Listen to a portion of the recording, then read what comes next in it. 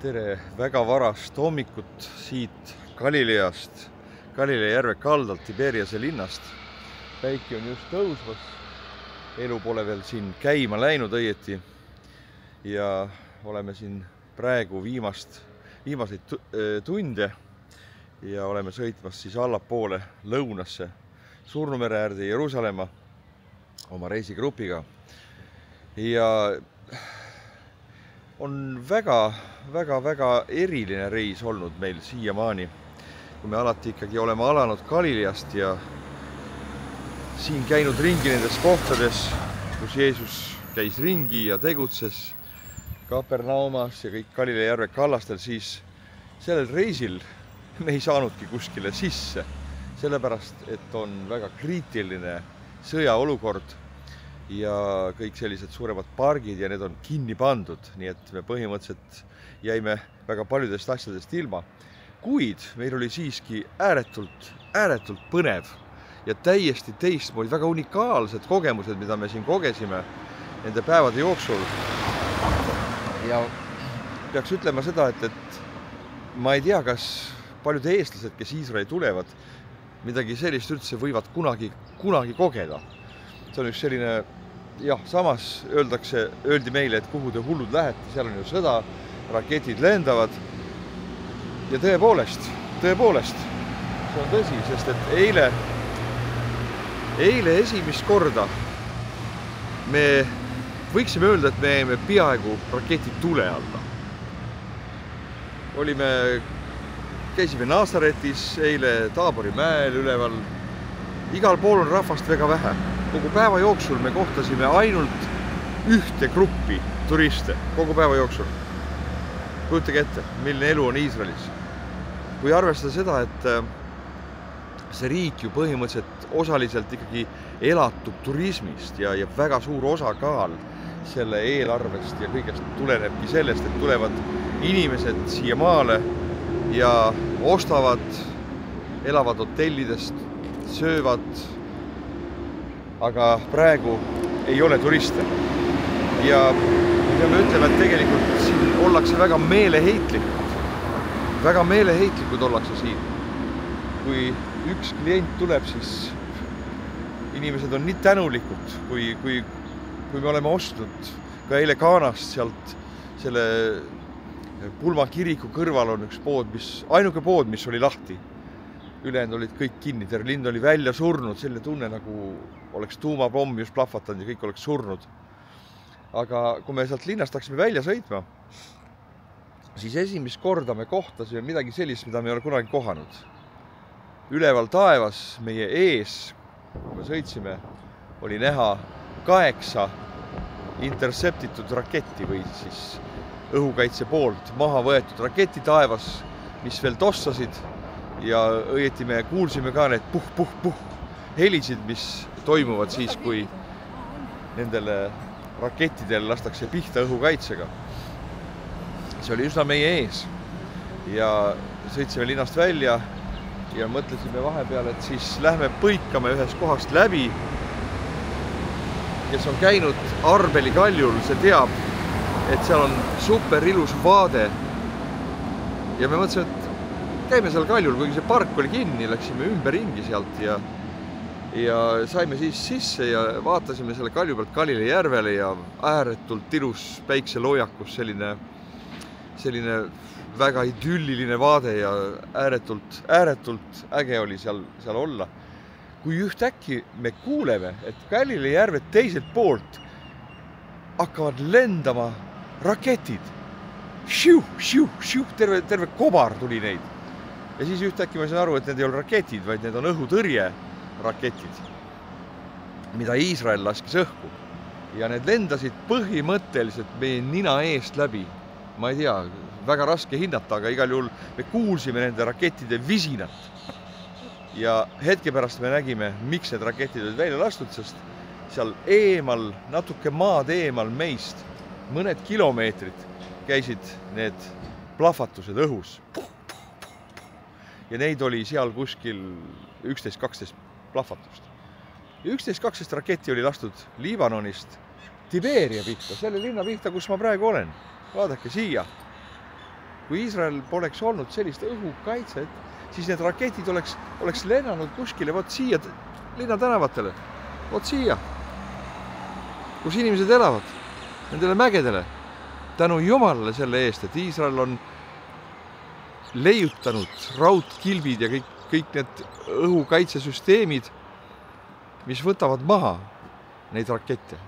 Ja me olime seal, me olime jahmanud, me ei teadnud, mis teha tegelikult. Me mõtlesime, et kas me peame nüüd kuskile kivi taha pikali viskama või mis nüüd juhtuma hakkab. Aga õnneks midagi ei juhtunud. Õnneks läks kõik hästi, õnneks rohkem rakette ei tulnud. Ja me läksime siis tagasi sinna väravasse ja seal kohtas meid üks endine Galilea, mis ta ütles enda kohta siis? Ta oli nagu Galilea piirkonna ühe grupeeringu sõjaline juht olnud. Ja tal olid kummikud jalas, täna oli ta farmer, tema nimi oli Shai. Tema vanemad olid Ukrainast tulnud siia ja tema oli siis juba teise põlve juut. Ja väga huvitav oli see, et Shai oli rohkem ähmis kui meie. Ta ütles, mida te teete siin? Te peaksite praegu olema varjendis kuskil istuma. Ja ütles, mingi ruttu istuge autodesse, sõitki kähku Tiberiasse oma hotelli. Ja see on huvitav, see, et samas sa võid olla samas tegelikult keset lahingutegevuse keset. Aga samas sa võid olla kaitstud. See on huvitav, kuidas Piibel ütleb, et ei tukku ega uinu magama see, kes Iisraeli hoiab. Ja muidugi ta hoiab erinevate vahendite kaudu. Ta hoiab selle läbi, et Iisrael on leiutanud sellised asjad, ta on andnud tarkusele rahvale ja seda tunnetust, et ennast kindlustada sõjaliselt, nii nagu ta on seda teinud. Me rääkisime ühtede sõduritega, kes küsisid, et te elate Venemaa naabruses, kuidas teil on õhukaitsega lugu. Ja me ütlesime, et meil praktiliselt õhukaitse puudub. See sõdurid ütlesid, mida te veel ootate? Mida te veel ootate? Kui teile hakkavad samasugused raketid lendama nagu Iisraeli ja teil ei ole õhukaitset, siis te olete nagu istuvad pardid. Teid lihtsalt küpsetatakse ära. Aga see rahvas on nagu tunnetanud seda, et seda on vaja olnud teha ja nad on teinud seda. Täname Jumalat selle eest, et me võisime näha seda, kuidas 11 surmavat raketti võeti õhus maha. Ja nende tükid kukkusid maha sinna mägedele ja koheselt tekkisid tulekahjud siin. Iisraelis on väga palju põlenud maad praegu. Just selle tulemusel, et kuigi raketid võetakse maha, aga need osakesed on tulikuumad ja need panevad selle kuiva rohu, mis on kogu selle suve päikesest ära kuivanud, panevad põlema selle. Ja me jõudsime tagasi oma hotelli. Täna me oleme siis minemas allapoole Surnumere äärde ja seal on kindlasti rahulikum, seal ei ole sellised olukordi.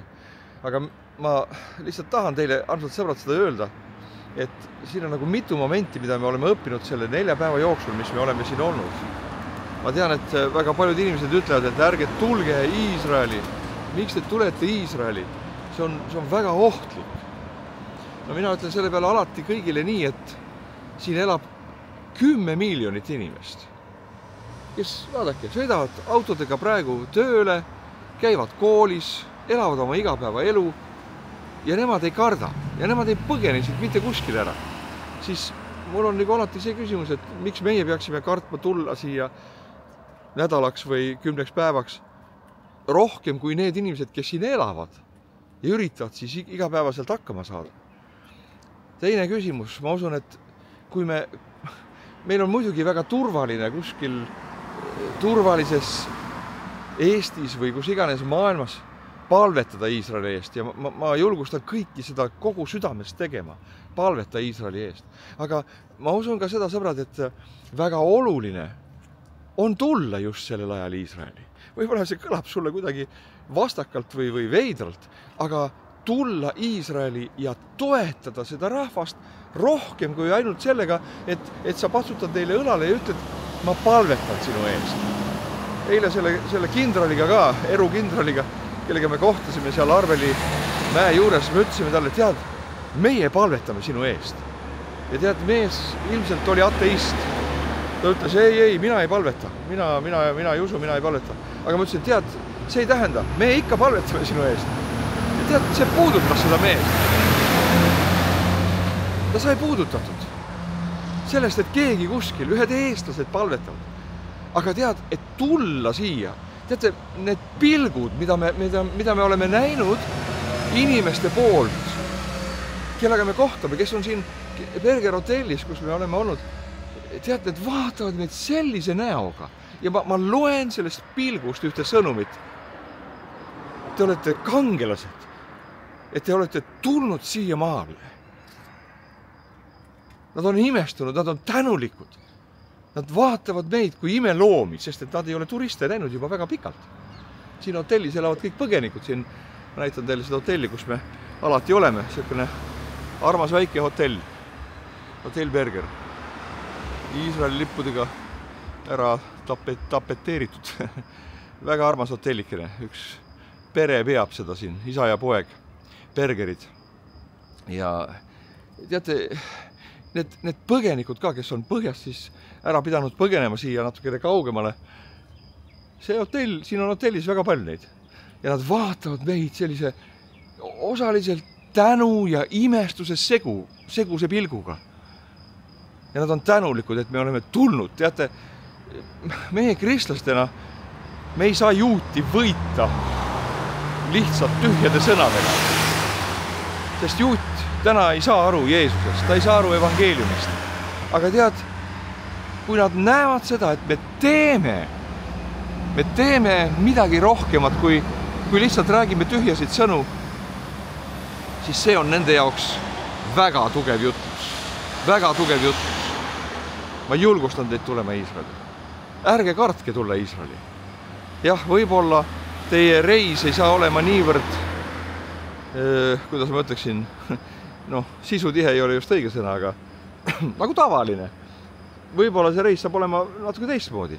Nii nagu meil siin Galileas 4 päeva on olnud. Ei saa, isegi Kapernauma ma ei ole saanud inimesi viia. Aga ei ole viga, nad on tänulikud, sest me oleme saanud näha midagi sellist ja kogeda midagi sellist, mida tavalisel rahu ajal inimesed ei saa kogeda. Vaadake, kuidas päike on tõusmas Galilea järve teiselt kaldalt. Väga hästi ei näe, aga vaadake seda ilu ja seda armu. Vaatamata kõigele sõjale ja kurjusele, mis tahab seda rahvast siin hävitada ja ära kaotada siit, tõuseb päike selle maa üle. Tõuseb Jumala arm, Jumala kaitse, sest Jumal ei ole lõpetanud Iisraeliga. Tulge Iisraeli, see on minu väljakutse, see on minu üleskutse teile, sõbrad, kes te elate, kus iganes te elate. Tulge, kohake neid inimesi, julgustage neid. Näidake üles praktiliselt sellega, et te tõesti tulete, et seista nende kõrval sellel hullumeelsel ajal, mis praegu Iisraelis on. Ja ma pean nüüd lõpetama oma lühikese vlogi siit, aga Bergeri hotellist, aga olge koos Iisraeliga ühel ja teisel viisil, sellepärast, et see maa vajab meie toetust, see maa vajab seda, et meie, kes me oskame palvetada, elava Jumala poole. Mitte religioossel viisil, vaid tõepoolest elava Jumala poole. Et me teeme seda tõsiselt, me teeme seda järjepidevalt, me ei väsi selles, me ei tüdi selles. Jah, meil on kerge kaduda võib-olla oma probleemidesse, mis meil on oma elus, sest me ka ütleme, et meil ka maksud tõusevad. Teate, ma ütlen teile midagi, kui siin elavad inimesed turismist ja nüüd turism on lõppenud, siis me kohtasime paadimeest, kellega me läksime paadiga sõitma. Siin ma tegin vist ka ühe klipi sellest. Ja ta ütles, et ta elatus sellest ennem. See oli tema töö, ta sõitis paadiga, sõidutas turisti ja tal oli ajakava täis. Ja nüüd ta ütles, te olete ainsad. Te olete ainsad, ta ei olnud päevi, võib-olla nädalaid käinud sõitmas kedagi paadiga. Me olime ainsad, kes siis andsime talle mingi raha selle sõidu eest ja ta oli nii tänulik, nad kirjutasid mitu tänukirja meile pärast seda. Ta ütles, et tead, nüüd ma pean lehmi lüpsma. Hommikul tõusen kell 4, lähen lüpsan lehmi, et ellu jääda. Inimestel on tõelised väljakutsed siin. meie Eestimaal ei tea, mis see maksutõus siin ja maksutõus seal tähendab, aga siin inimesed elavad ellujäämise nimel paraku täna. Nii et veel kord, ole see, kes seisab Iisraeliga, palvetab Iisraeli eest, aga ka näitab üles seda, kui sul vähegi on võimalik seda teha, armas sõber. Jumal väga õnnistagu sind siit kauni Galilei järve kaldalt.